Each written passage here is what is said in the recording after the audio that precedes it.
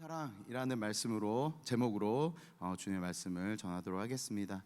여러분, 사람은 누구나 자기의 만족을 추구하면서 살아갑니다. 좋은 차를 갖고 싶어하고 좋은 집에 살고 싶어합니다.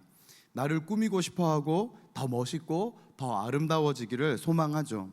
그래서 성형을 하기도 하고, 또 요즘 젊은이들은, 또 어른들은 싫어하지만 또 타투나 문신이나 여러 가지 것들로 자기를 원하는 모습으로 막 만들어 갑니다.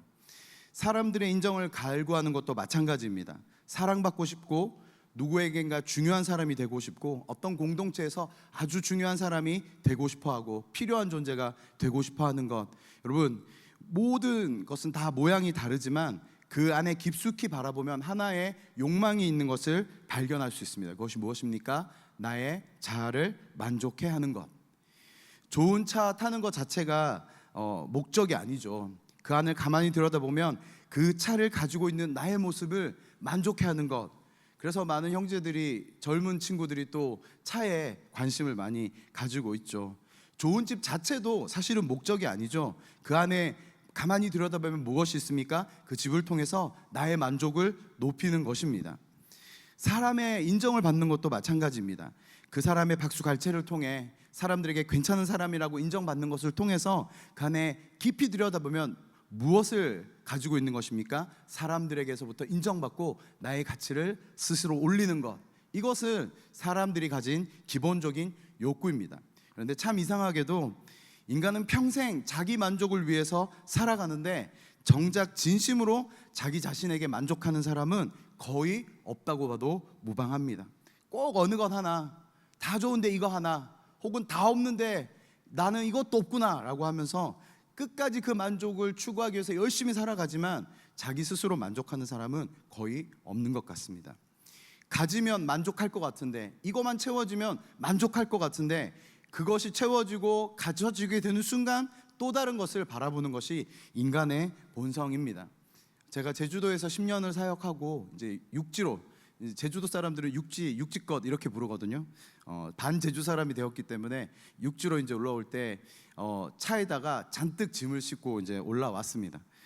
제가 그 당시 타는 차가, 지금은 단종됐는데 카렌스2라고 하는 차였습니다. 이 차가 얼마나 충성스러운지, 장흥에서부터 서울에서 올라와가지고 제가 머물러야 할 그 집 앞에, 교회에서 이제 사택을 마련해 주셨는데, 그 집 앞에 딱 도착하는 순간 심장이 멈추었습니다. 엔진에 물이 들어가가지고 없어졌어요. 그런데 저는 별로 불편하지 않았습니다. 그 바로 사택 근처에 지하철역이 있기도 했고, 제가 이전에서는 누릴 수 없었던 많은 은혜들이 있었기 때문에 전혀 불편하지 않았어요. 그런데 어느 날 서울에 제가 아주 동생처럼 여기면서 함께 사역했던 귀한 친구가 있었는데, 좋지 않은 일로 병원에 입원하게 되었습니다. 마침 저희 집에서 그 병원이 되게 가까웠기 때문에 제가 이제 그 친구를 돌보기도 하고 좀 케어해 주려고 애쓰고 있으니까, 그 친구가 저에게 이 차 좀 쓰세요. 제가 차 없는 걸 아니까. 그 차가 뭐였냐면 벤땡이었습니다. 그 알죠, 여러분? 이렇게 돼 있는 거.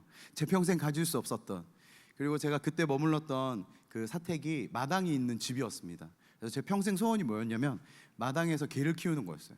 그래서 제가 대형견을 한 마리 데려왔습니다. 큰 주택에서 살았어요.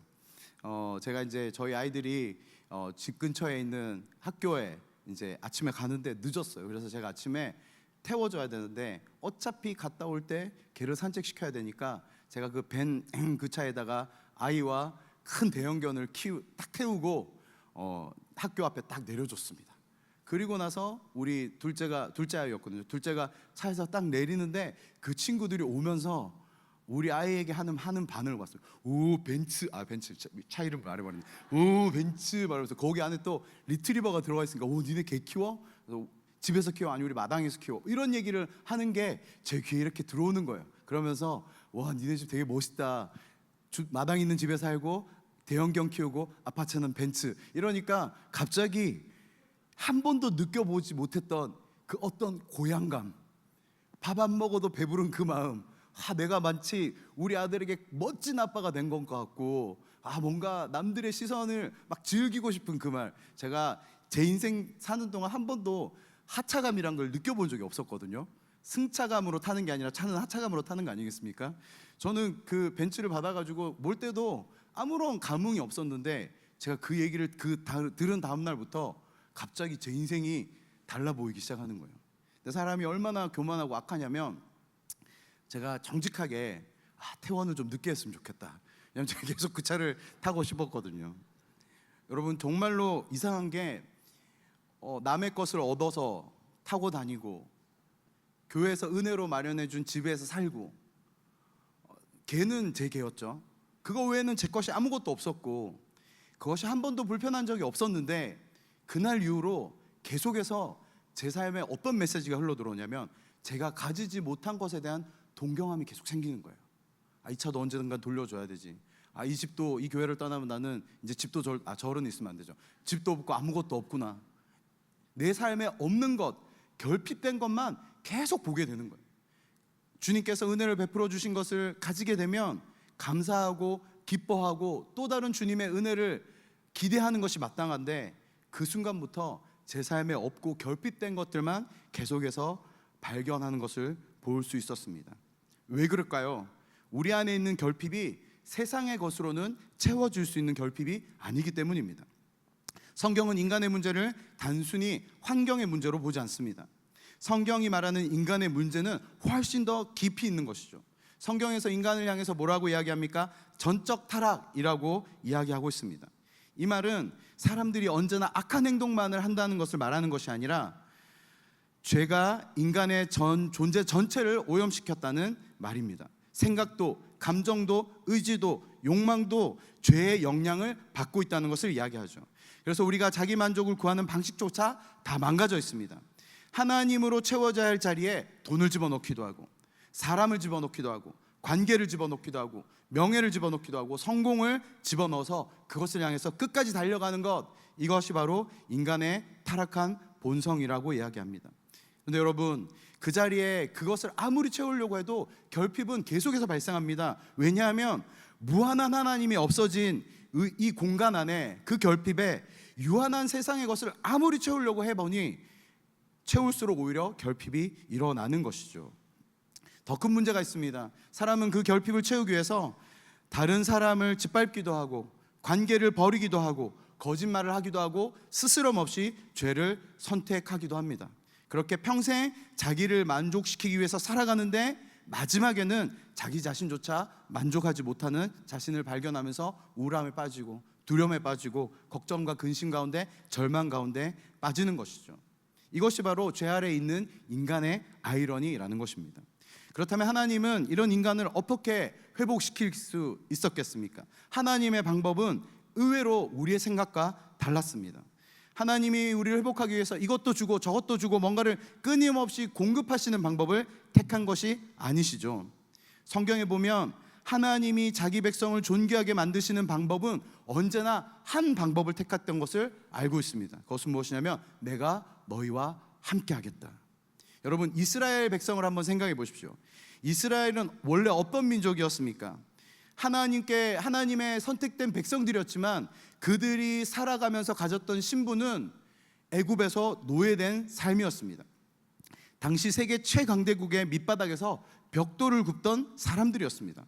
자기 땅도 없고 왕도 없었고 군대도 없었습니다. 나라라고 부를 만한 것이 없었기 때문에 끊임없이 보호받지 못하고 착취당하던 것이 이들의 신분이고 정체성이고 세상은 그 신분과 정체성을 향해 노예라는 이름을 달아준 것이죠. 그런데 우리가 출애굽기 29장 46절을 보면 하나님께서 충격적인 결정을 하시는 것을 볼 수 있습니다. 우리 같이 출애굽기 29장 46절 함께 읽어보도록 하겠습니다. 시작.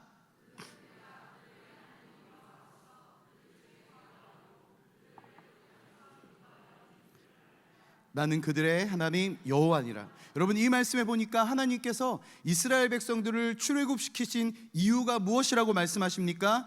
그들과 함께 있고 내가 그들의 하나님 됨을 경험하여서 알게 하기 위해서 애굽으로 출애굽해서 광야로 부르셨다라고 말씀하고 있습니다. 하나님은 그들 가운데 함께 계시기 위해 그들을 끌어내셨습니다. 하나님의 구원의 목적은 단순히 살던 동네를 옮겨주시는 것이 아니죠. 주변 환경을 바꾸어 주는 것이 아닌 것입니다. 하나님 자기 자신을 이스라엘 백성에게 던져서 함께 있기로 결정하신 겁니다. 그리고 하나님이 그들과 함께 계시니까 어떤 일들이 벌어집니까? 노예로서의 정체성을 가지고 노예로서 신분을 가졌던 이스라엘 백성들의 삶이 달라지기 시작합니다.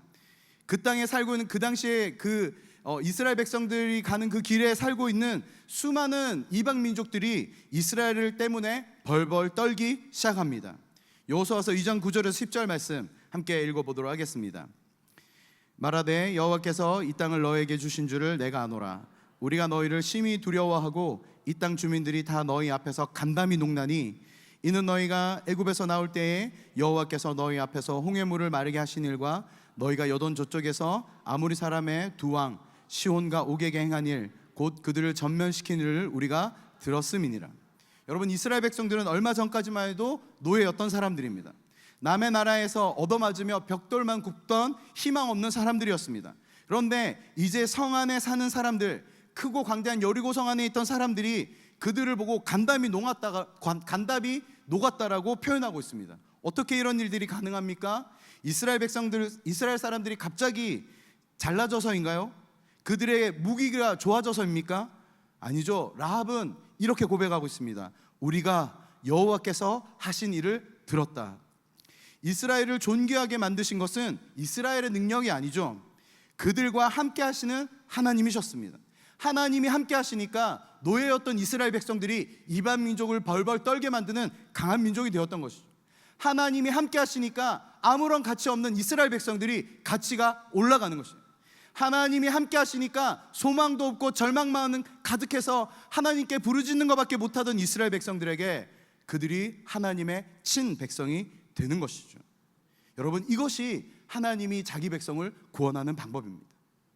하나님이 우리 문제를 치워주시고 아무런 어려움 없이 다 치워주시면 너무 좋겠지만, 여러분, 하나님의 방법은 그렇지 않습니다. 하나님이 함께 하시는 것을 통해서 우리의 가치를 올려주시는 것이죠. 그 반대의 사건도 있습니다. 사무엘상 4장에 보면 아주 무서운 사건이 일어나죠. 이스라엘과 블레셋을 전쟁을 하고 있습니다. 여러분, 그 당시 엘리 제사장이 다스리고 있었고 홈니와 비나스가 엘리 제사장의 두 아들로서 그 시대의 악한 제사장으로 대표되고 있었죠. 근데 블레셋하고 전쟁을 하는데 연전연패예요. 계속 지는 거예요. 그래서 어떻게 합니까? 언약궤를 들고 나갑니다. 사무엘상 4장 4절 5절에 보니까 이렇게 말씀하십니다. 이에 백성이 실로의 사람을 보내어 그룹 사이에 계신 만군의 여호와의 언약궤를 거기서 가져왔고 엘리의 두 아들 홈니와 비나스는 하나님의 언약궤와 함께 거기 있었더라. 여호와의 언약궤가 진영에 들어올 때에 온 이스라엘이 큰 소리를 외치매 땅이 울린지라. 여러분, 한번 상상해 보십시오. 언약궤가 전쟁터에 들어옵니다. 그 언약궤는 홍해도 갈랐고 구름과 불기둥으로 수많은 이방 민족들을 그 앞에서 무너뜨렸던 하나님의 임재 상징이죠. 엄청난 고향감이 드는 거예요. 이스라엘 백성들이 여기 말씀해 보니까 큰 소리를 외쳤는데 땅이 울릴 정도로 큰 소리를 외쳤다라고 이야기하고 있습니다. 자존감이 막 올라갑니다. 용기가 막 일어나죠. 와, 이제 우리 이겼다. 우리 이 전쟁은 끝났다. 여러분, 근데 심지어 블레셋 사람조차 두려워합니다. 와, 이스라엘 진영에 신이 들어왔다. 그들의 신이 들어왔다. 겉으로 보면 얼마나 완벽합니까? 언약궤도 있지요. 그들의 지도자들이었던 제사장들도 2명이나 있죠. 백성들이 막 고향감에 열정이 막 일어나가지고 지금 붙으면 완전히 백전백승할 것 같은 엄청난 고향감이 일어났습니다. 여러분, 그런데 결과는 어땠습니까? 참혹했죠. 이스라엘이 패배하고 홈니와 비나스는 그 자리에서 죽고, 그리고 언약궤는 빼앗깁니다. 그리고 그 소식을 들은 엘리는 뒤로 넘어져서 목이 부러져서 죽습니다. 왜 그런 일들이 일어났습니까? 그들에게 언약궤는 있었지만 하나님과의 관계는 이미 무너져 있었기 때문입니다. 그래서 엘리의 며느리가 마지막 출산을 하고 아이의 이름을 뭐라고 이야기합니까? 이가봇, 하나님의 영광이 떠났다. 그런 삶을 살았던 거예요. 하나님의 임재를 원한 것이 아니라 하나님이 주시는 능력만을 바라고 있었던 거예요. 하나님 자신을, 하나님 스스로를, 하나님 한 분을 원하는 것이 아니라 하나님을 상징하고 있는 그 수많은 것들에 눈이 멀어 있었던 것이죠. 그러므로 여러분, 우리가 깨달아야 할 것은 무엇입니까? 하나님 없는 자존감은 아무런 의미가 없는 것이에요. 하나님 없는 고향감은 아무런 가치가 없는 것입니다. 하나님 없는 사랑은 곧 사라지는 것이에요. 하나님 없는 열정, 하나님 없는 성공, 하나님 없는 민족은 결국은 무너지게 되어 있는 것입니다. 하나님의 영광이 떠난 인간은 자기 열정으로 자기 스스로를 절대로 구원할 수 없습니다. 그래서 인간은 스스로 존귀해 줄 수 없다라고 성경에서 말씀하고 있습니다. 아무리 꾸며도, 아무리 성공을 위해서 애써도, 아무리 사람들에게 인정받아도 여러분, 우리는 그것으로 하나님의 영광에, 하나님의 기준에 이룰 수 없다. 이것이 바로 성경이 인간을 판단하는 기준이자 근거입니다. 여러분, 이 사실을 하나님께서 그 누구보다도 잘 알고 계시죠. 그래서 자기 백성의 존귀함을 회복하기 위해 선택하신 방법이 무엇입니까? 직접 이 땅에 오시는 방법이에요. 오늘 읽은 요한복음 1장 14절에 이렇게 말씀하십니다. 말씀이 육신되어 우리 가운데 거하심에. 우리가 아까 읽었던 창세기 29장, 출애굽기 29장 내용과 여러분 완전히 일맥상통하지 않습니까? 하나님께서 자기 백성을 존귀하게 여기기 위해, 노예였던 이스라엘 백성들을 존귀하게 해주시기 위해 하나님께서 그들 가운데 성막 안에 함께 거하시고, 우리가 오늘 읽은 본문 1장 14절에는 그 말씀이 육신되어 죄인된 우리 안에 거하신다라고 말씀하고 있는 것입니다. 하나님이 인간이 되셨습니다. 높은 곳에 계시던 하나님이 우리 가운데 들어오셨습니다. 여러분, 우리가 여름 휴가철을 지나고 있는데 바다나 정비가 잘 된 계곡에 가면 꼭 있는 사람이 있죠. 수상구조대원들입니다. 여러분, 그 구조대원들이 물에 빠진 사람을 발견하면 어떻게 합니까? 튜브를 던져주고 먹을 걸 던져주면서 힘내세요, 영차 영차 이렇게 응원하는 구조대원들이 있습니까? 여러분, 구조대원들은 그렇게 행동하지 않습니다. 스스로 물에서 나올 수 없는 사람임을 알고 있기 때문에 어떻게 하는 거예요? 자기 몸을 던져서 그 물 안으로 들어가는 것이요, 이것이 구조대원이 하는 일입니다. 여러분, 하나님의 구원 방법도 마찬가지입니다. 높은 곳에 앉아서 죄의 진창에 빠진 인간을 바라보면서 더러워하고 슬퍼하고 안타까워하면서, 야, 니네 좀 노력해봐라, 내가 이거 좀 줄게, 몇 개 도와줄게, 이러면서 그냥 바라보는 분이 아니셨습니다. 그분이 직접 우리 인간이 스스로 그 죄의 진창에서 빠져나올 수 없는 것을 알고 계셨기 때문에 그분이 직접 그 죄의 진창 안으로 들어오셨습니다. 배고픔을 경험하시고 피곤을 경험하시고 눈물을 흘리셨습니다. 사람들에게 거절당하시고 배신을 당하셨습니다. 그리고 절대로 사람이 소화할 수 없는, 감당할 수 없는 고통을 당하셨죠. 그리고 이 세상에 어떤 사람도 절대로 경험할 수 없는 일, 죽어버린 사건, 그것이 바로 십자가 사건인 것이죠. 왜 주님께서 이렇게까지 하셨을까요? 그것은 우리가 그분께 스스로 갈 수 없었기 때문이에요. 그래서 하나님께서 하나님께 이룰 수 없는 우리를 대신해서 마치 구조대원이 자기의 몸을 던져서 그 물 안으로 뛰어들어오는 것처럼 주님이 우리를 위해 이 땅 가운데 오셨습니다. 몇 해 전에 굉장히 유행한 드라마가 있었죠. 폭삭소가수다라는 드라마를 혹시 보신 적 있으신지요? 제가 되게 고민이 많았습니다. 괜히 설교했다가 말씀 내용은 기억이 안 나고 드라마 내용만 기억나고, 말씀 앞에 나가는 게 아니라 드라마를 찾아보시면 어떡할까. 그러나 우리 수원동북의 모든 성도님들의 수준은 그 정도가 아닌가 제가 믿기 때문에 그 믿음 하나로 말씀드리도록 하겠습니다. 혹시 폭삭소가수다의 뜻이 뭔지는 아시나요? 제가 제주도에 10년 살았기 때문에 압니다. 뭐냐면 정말 수고하셨습니다 라는 뜻이에요. 정말 고생하셨습니다, 이런 뜻이거든요. 거기 보면 인상적인 장면이 하나 나옵니다. 이미지 제가 준비했습니다. 혹시 못 보신 분들 위해서 요거 보고 찾아보지 말라고, 요거만 보시면 된다. 제가 이미지 하나 준비했는데, 여러분 이 장면이 뭐냐면, 이제 남자 주인공이 저기 여자들만 앉아 있는 밥상에 있는 유일한 관식이라는 친구입니다. 이 친구가 밥을 먹는데, 여러분 어른들은 다 아시죠? 옛날에 집안에 밥상 두 가지가 있잖아요. 하나는 가장과 아들들이 먹는, 그래서 막 생선도 막 번듯하고 반찬도 번듯하고 깨끗하고 고봉밥 이렇게 쌓여있는, 또 하나는 뭐예요? 한켠에 엄마들하고 딸들이 앉아가지고 대충 퍼다가 남은 국, 반찬. 우리 권사님 지금 막 고개 끄덕끄덕 하시는데 옛날에 이랬어요. 그래서 이 관식이가, 주인공이 갑자기 자기 밥그릇 딱 들더니 나 이제 여기서 먹을래 그러면서 자기 아내가 있는 밥상으로 건너갑니다. 여러분, 그 당시 관습이 뭐였어요? 선이 있었어요. 중요한 사람들이 먹는 밥상과 하찮은 사람들이 먹는 밥상이 나누어져 있었어요. 그런데 관식이가 자기 밥그릇을 들고 사랑하는 아내를 향해서 그 선, 여러분 여기 보면 선이 보이세요? 보이진 않지만 분명히 선이 있단 말이에요. 이 선을 넘어서 아내가 있는 밥상으로 내려갑니다. 관식이가 애순이의 밥상으로 내려갔다고 해서 관식이의 가치가 낮아진 것이 아니죠. 오히려 어떻게 됩니까? 관식이가 그 자리에 앉음으로써 애순이의 자리가 달라지는 거예요. 반찬도 이제는 좋아질 수밖에 없는 거예요. 왜?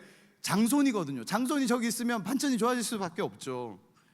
관식이가 낮아지는 것이 아니죠. 애순이가 높아지는 것입니다.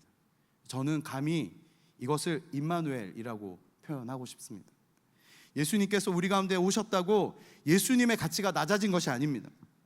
죄인과 함께 계셨다고 예수님의 거룩함이 사라진 것이 아닌 것이죠.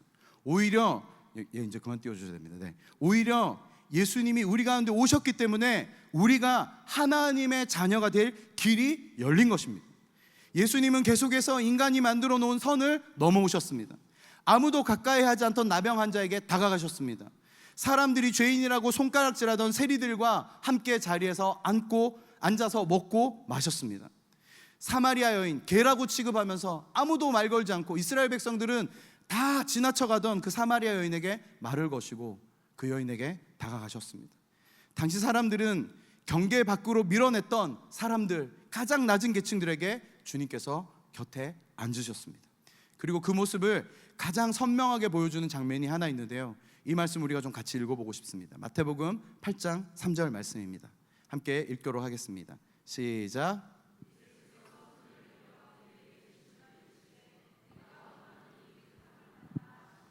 즉시 그의 나병이 깨끗하여 진지라. 아멘. 이 말씀에서 굉장히 중요한 표현이 저는 하나 있다라고 생각합니다. 손을 내밀어 그에게 대시며. 여러분, 예수님이 능력이 없어서 손을 대셨을까요? 아니죠. 예수님은 말씀만으로도 고치실 수 있는 분이에요. 말씀만으로도 멀리 떨어져 있는 그 군대 장관의 딸을 고치신 분이 우리 예수님이십니다. 굳이 만지지 않으셔도 됩니다. 그런데 예수님은 손을 내미십니다. 그리고 그 사람에게 손을 대시는 하나님. 당시 누구도 만지고 싶지 않았던 사람이고 아무도 가까이 못하게 선을 그어놓은 그 존재에게 예수님이 그 선을 넘어서 그에게 손을 대시는 것이죠. 그리고 놀라운 일이 벌어집니다. 예수님이 부정해지는 것이 아니라, 나병 환자들이 그 당시 터부시 받았던 거는 나병 환자들이 닿았던 사람이든 닿았던 물건이든 다 부정해지기 때문에 그 공동체에서 그를 받아들일 수 없었던 거예요. 근데 예수님이 손을 대니까 어떤 일이 벌어졌습니까? 그 환자 안에 있던 부정함이 예수님께로 옮겨온 것이 아닌 것이죠. 그 사람이 오히려 깨끗해진 것입니다. 여러분, 이것을 우리가 복음이라고 하는 것입니다. 복음은 예수님 안에 있는 흠없고 정결함이 나에게 흘러오고 내 안에 있는 추악한 죄악, 온전하지 못한 것들이 예수님께 전가되어서 하나님께 의롭다 칭함을 받는 것, 이것이 복음 아니겠습니까? 왜 예수님은 이렇게까지 자기 자신을 희생하셨을까요? 왜 굳이 넘지 않아도 될 선을 넘어오셨습니까? 답은 하나입니다. 그것은 우리를 사랑하기 때문이에요. 그것은 우리를 기뻐하시기 때문이에요. 그것은 우리를 자기의 어떤 것보다 가치 있게 여기셨기 때문입니다. 사랑하면 선을 넘어갑니다. 사랑하면 함께하러 달려갑니다. 이것이 하나님이 우리를 사랑하시는 방법입니다. 이것이 오늘 읽었던 말씀이 육신되어 이 땅에 오신 바로 그 이유인 것입니다. 여러분, 우리는 스스로를 절대로 만족해 할 수도 없고 스스로를 존귀하게 만들 수도 없고 스스로를 사랑받는 존재로 만들 수 없습니다. 내가 조금 더 성공한다고 이게 해결될까요? 내가 돈을 더 많이 번다고 이게 해결이 될까요? 여러분, 돈 벌고 성공하고 사람들에게 인정받으면 가치가 올라가고 사랑으로 막 채워지고 자기가 막 결핍된 것들이 채워졌다면, 여러분, 이 땅에 존재하는 그 수많은 부자들, 높은 사람들, 성공한 사람들이 왜 자살하고 우울해하고 걱정과 근심 가운데 자기의 자리를 지키기 위해서 온갖 악한 일을 서슴지 않는 것이겠습니까? 여러분, 왜냐하면 우리의 근원적인 결핍은 하나님 외에는 절대로 해결할 수 없기 때문입니다. 그러므로 방법은 하나입니다. 우리에게 이미 오신 예수님께 우리는 가까이 가야 되는 것이죠. 그 손에 붙들려야 하는 것입니다. 여러분, 그런데 문제가 있죠. 여러분, 하나님께 나아가면 되는데, 주님께 붙어 있으면 되는데 이상하게도 우리는 그걸 꺼려하고 있어요. 왜 그럴까요? 힘들다고 하면서 기도하지 않습니다. 공허하다고 하면서 말씀을 붙들지 않습니다. 하나님이 필요하다라고 고백하면서 실제적으로 주님께 가까이 가진 않습니다. 왜 그럴까요? 그건 내 안에 있는 의지가 박약해서가 아니에요. 그것은 우리 안에 있는 타락한 본성이 빛 대신 하나님을 거부하기 때문이에요. 그렇다고 여러분 핑계 대시면 안 돼요. 내 안에 있는 본성이 주님을 밀어내니까 나는 아무것도 하지 마. 그게 아니죠. 우리 인간 특성 자체가 빛 대신 하나님을 거부하는 것이 본성이기 때문입니다. 걱정을 하면서 또 하나 이미지를 보여드리자면 폭삭소가수다에 보면 또 하나 인상적인 장면이 나옵니다. 보이실까요? 이게 어떤 장면이냐면 이제 예수니가 관식이 이 주인공에게 배를 사줍니다. 여러 그 과정이 있는데 하여튼 배를 사줘요.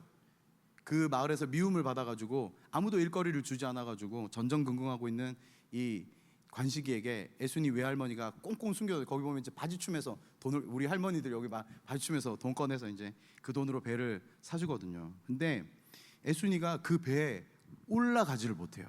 저는 제주도에서 10년을 살았기 때문에 이 장면을 너무 이해해요. 어촌에서 여러분 이런 아주 강한, 지금도 2026년 현재에도 아주 강하게 사람들을 지배하는 메시지가 있는데 그게 뭐냐면 여자가 배에 오르면 재수 없다예요. 용서하고 들어주십시오.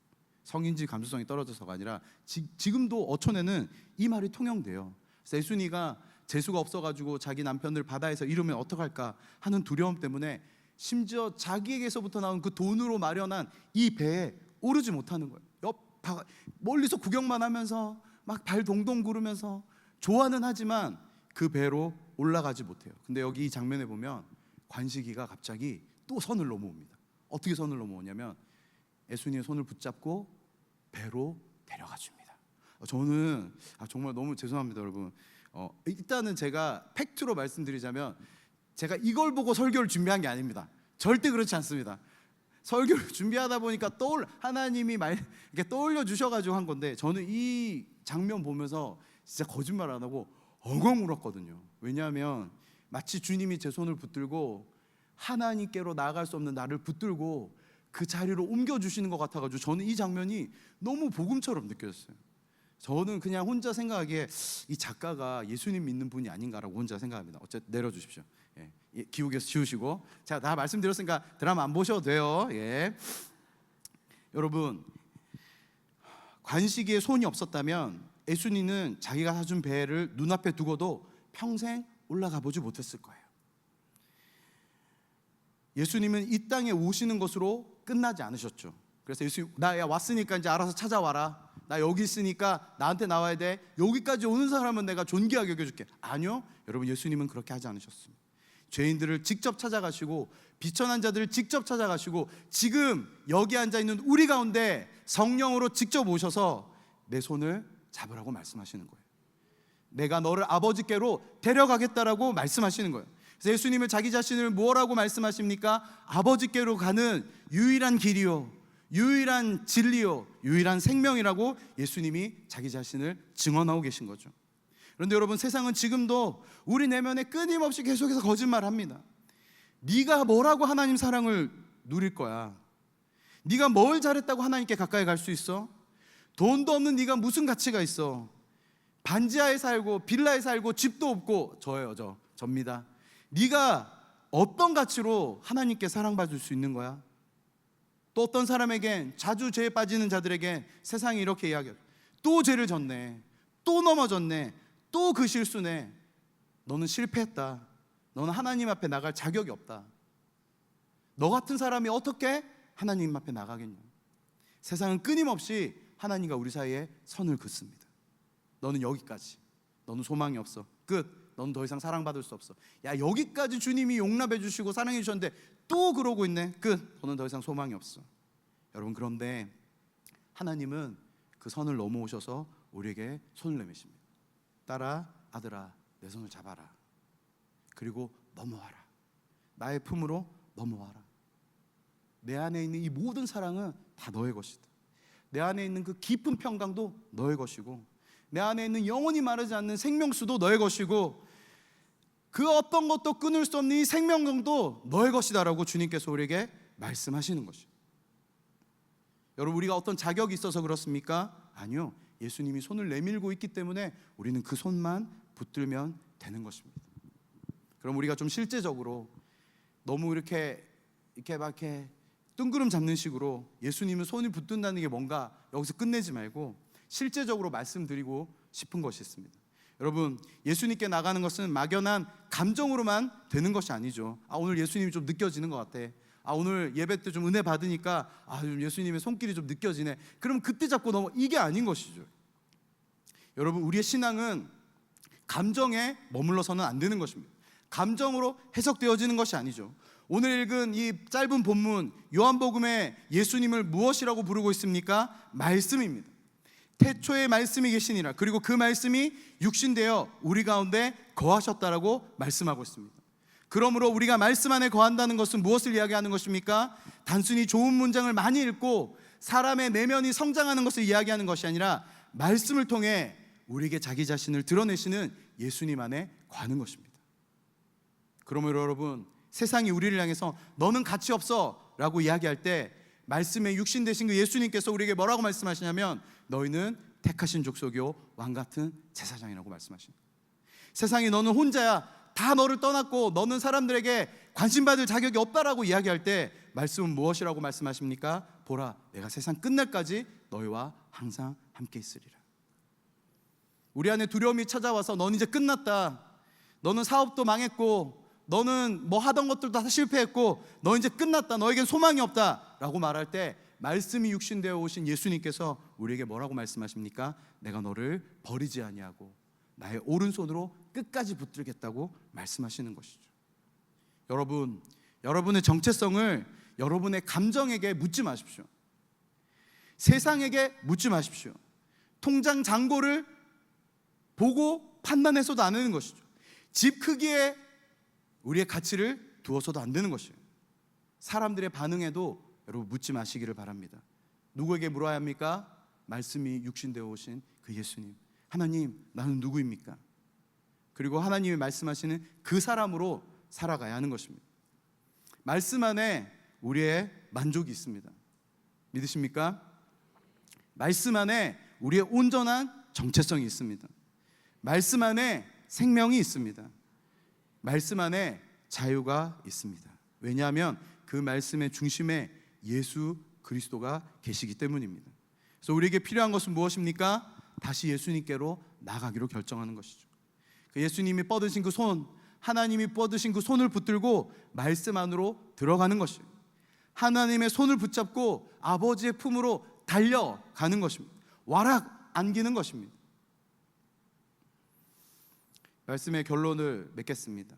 여러분, 우리가 아버지 없이 스스로 존귀한 사람이 되려다 낭패를 본 인물을 우리는 다 알고 있죠. 자기 스스로를 아버지 없이 존귀하게 만들고 아버지 없이 성공하고 아버지 없이 나 혼자 나의 가치를 올려보리라 하고 대차게 떠났던 탕자를 우리가 다 알고 있습니다. 여러분, 그 결과도 우리가 너무 잘 알죠. 돼지하고 막 경쟁해야 돼. 먹고 살려면 돼지하고 경쟁. 그 쥐엄나무도 먹을 게 없어가지고 돼지랑 경쟁 상대가 된 이 탕자.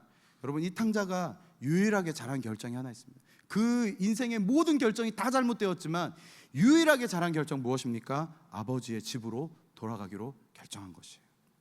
아버지는 돌아온 아들에게 종의 옷을 입히지 않았죠. 그 돼지 냄새 나는 옷을 벗겨주시고 어디로 갔는지 다 사라져버린 신발을 다시 신겨주시고 아들 된 권세, 자녀 된 권세를 이야기하는 반지를 끼워주십니다.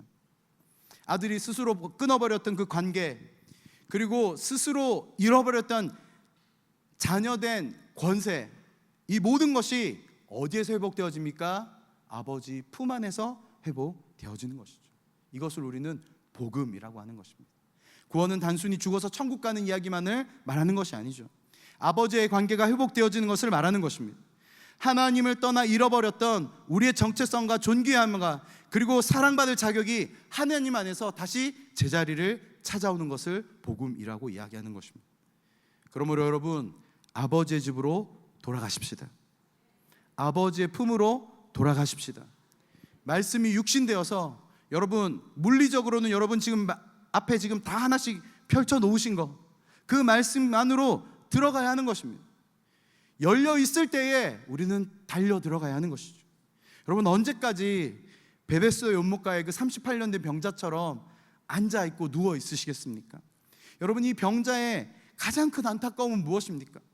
영의 눈이 어두워져서 지금 눈앞에 회복의 근원 되시고 생명의 근원 되신 예수님 있는데 그걸 못 알아보고 이렇게 얘기하는 거예요.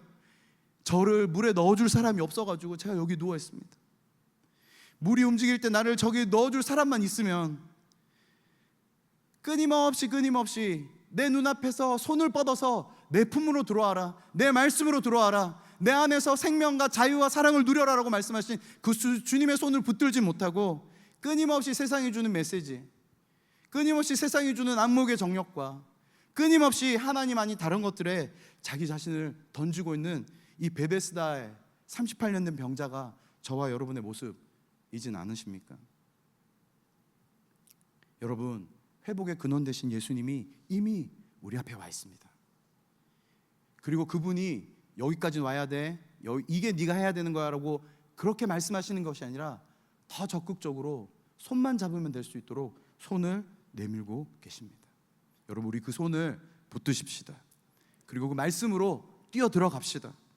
세상의 말에서 말씀으로 넘어가십시다. 내 감정에서 말씀으로 넘어가십시다. 내 상처에서 말씀으로 넘어가십시다. 내 실패에서 말씀으로 넘어가십시다. 사람들의 평가에서 말씀으로 넘어가십시다. 여러분, 우리가 그렇게 찾아 헤매던 존귀함도, 그렇게 찾아 헤매던 만족함도, 그렇게 찾아 헤매던 사랑받는 것도 다 예수 그리스도, 말씀이 육신되어 오신 예수 그리스도 그 안에 있는 줄로 믿습니다. 우리 영혼의 근원적인 결핍, 그 어떤 것도 채울 수 없는 그 결핍을 채우는 유일한 만족도 말씀이 육신되어 오신 예수 그리스도, 그 말씀 안에 거하는 것으로 채워지고 해결되어질 줄로 믿습니다. 우리 세상의 목소리를 향해 귀를 닫고 말씀을 향해 귀를 열고, 그리고 아버지께서 내미신 그 손을 붙들고 말씀으로 달려가십시다. 그리고 그 안에 거하여서 주님이 주시는 그 모든 생명과 풍성함과 존귀함과 충만함과 배부름, 영적인 만족, 이 모든 것을 다 누리시는 우리 귀한 수원동부교회 모든 성도님들 되시기를 축복합니다. 우리 말씀을 주신 하나님께 영광의 박수를 올려드리십시다. 우리 함께 말씀 기억하시면서 주님 앞에 찬양하며 나가도록 하겠습니다. 우리 이 땅에 우리를 위해 육신의 몸을 입고 이 땅에 오신 예수님, 그 주님을 함께 바라보며 찬양하겠습니다. 예수, 우리들의 밝은 빛, 은혜와 긍휼을 베푸시는 주, 그의 길을 따라가는 주의 자녀들에게 항상 밝은 빛을 비추시네. 그는 구원의 주 하나님, 공의로 세상을 다스리시네. 주를 경외하는 자들에게 부어주시는 놀라운 주님의 영광. 하늘에서 찬란하게 빛나는 주의 영광, 우리를 위해 이 땅에 오셨네. 어둠을 밝히고 새 생명 주시네. 영원히 빛나는 나의 예수님, 높이 영광과 찬양 받으실 그 이름 경배합니다. 슬픔을 거두고 내게 자유 주시네. 기쁨의 노래를 영원한 나의 빛 예수께. 하늘에서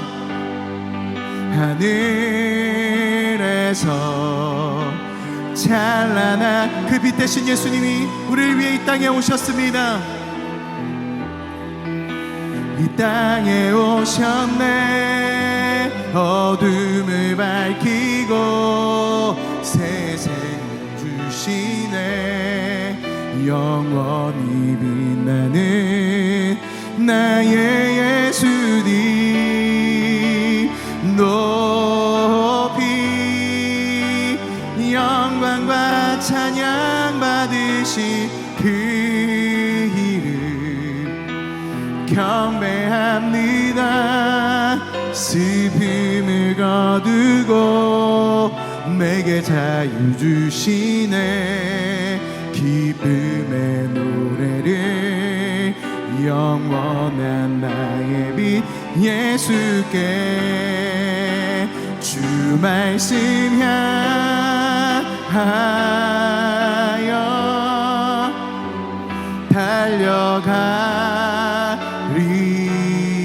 달려가리라. 힘도 아닌 능도 아닌 오직 성령으로 주 얼굴 향하여 주 얼굴 향하여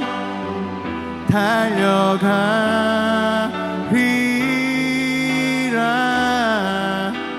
보주의 영광 안에 살. 우리 다시 한 번 더 마음으로 결정하며 고백합시다. 주 말씀 향하여 주 말씀 향하여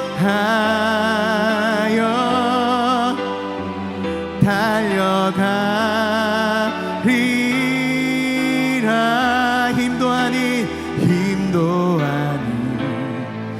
능도 아닌 오직 성령으로 주 얼굴 향하여 주 얼굴 향하여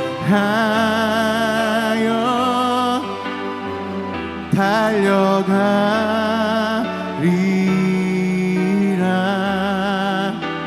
보주의 영광 안에 살게 하소서.